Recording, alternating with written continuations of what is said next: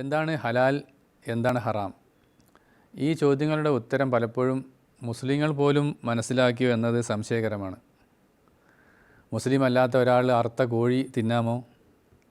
യാത്രയിൽ മാംസാഹാരം ലഭിച്ചാൽ എന്തു ചെയ്യും?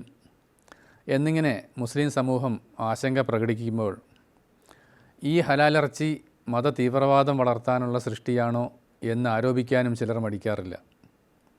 ബിരിയാണി ഹലാലാക്കാൻ ഉമിനീര് പുരട്ടുന്നു എന്ന് പോലും അല്പം മുമ്പ് TV ചർച്ചകൾ പോലും നടന്നിരുന്നത് ഓർക്കുന്നുണ്ടാവും. അമുസ്ലിങ്ങളുടെ അറിവിൽ ഒരുപക്ഷെ ഹലാൽ ബോർഡുകൾ വെച്ച ഹോട്ടലുകളും മാംസ പാക്കറ്റുകളുമാവും ആദ്യം മനസ്സിൽ ഓടി വരിക. എന്നാൽ മനുഷ്യ ജീവിതത്തിൻ്റെ സമസ്ത മണ്ഡലങ്ങളെയും വലയം ചെയ്യുന്ന, ചെയ്യേണ്ടതും ചെയ്യരുതാത്തതുമായ കാര്യങ്ങളുടെയും കർമ്മങ്ങളുടെയും ഇസ്ലാമിക വിളിപ്പേരാണ് ഹലാലും ഹറാമും. മറ്റൊരു രീതിയിൽ പറഞ്ഞാൽ ഡൂസ് ആൻഡ് ഡോൺസ്.